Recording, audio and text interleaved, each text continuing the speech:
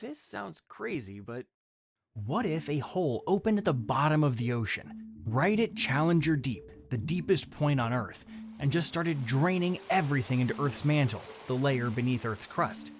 What happens to the oceans, to the planet, and to us? Let's assume that the hole is 20 meters wide, about the size of a tennis court. It forms at the bottom of the Mariana Trench, nearly 36,000 feet down. Water rushes in faster than any whirlpool.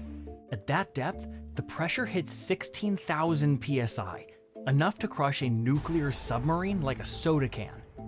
If a 100,000-ton aircraft carrier got stuck over the hole, it would be folded like aluminum foil and vanish. But here's the twist.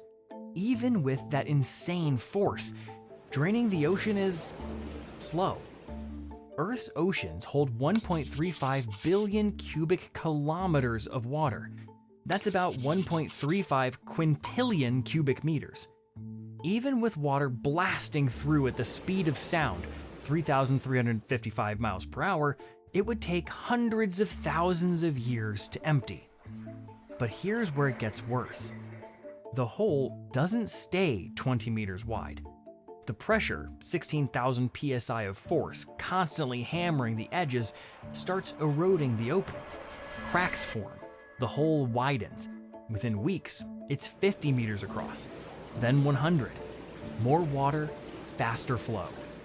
And if more cracks open along the trench, the timeline shrinks from thousands of years to just decades. Now the impacts hit fast. Coastal cities notice first, not because they're flooding, because they're drying. Beaches stretch farther, ports stop working. Marine ecosystems near the shore collapse instantly. Over 2.4 billion people live within 60 miles of a coastline. They'd watch the shoreline creep away. Tide patterns collapse, coral reefs die, fish stranded with water receding. Don't expect a dramatic CGI whirlpool. Ocean currents are global systems. The water slides away quietly, like a planet bleeding, slowly. And what about the weather? As water drains, air pressure shifts.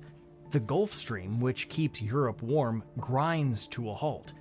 Countries relying on ocean moisture, India, Brazil, Indonesia, face decades-long droughts.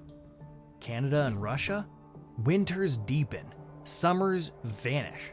Without the ocean's thermal buffer, Earth heats up during the day and freezes at night. Stable climate? Gone. Life scrambles. 70% of all known species live in the ocean. They start dying fast. Whales have nowhere to migrate. Plankton, the tiny organisms responsible for 50 to 80% of the planet's oxygen, vanish. Humans fight over fresh water. Coastal cities, New York, Tokyo, Mumbai, crumble as economies collapse. 90% of global trade moves by sea. Without the sea, inland agriculture collapses. Mass migration, climate refugees by the billions. Over time, the weight loss hits hard. The oceans weigh 1.4 quintillion tons, like removing 10 million Mount Everests from the planet's surface. Tectonic plates shift, earthquakes increase, volcanoes erupt in strange places. The land beneath former oceans rebounds upward, like a couch cushion after someone stands up. Meanwhile, inside the Earth, pressure builds.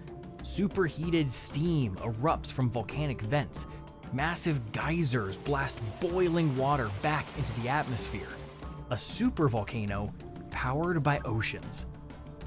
So what if someone pulled the plug on the ocean? At first, not much. A centimeter here, a longer walk to the dock, but give it time and the planet collapses. Slowly, steadily, unstoppably. The oceans don't just give us fish. They give us weather, oxygen, balance. Draining them isn't just science fiction. Slow, unstoppable, and probably not worth the extra beachfront property.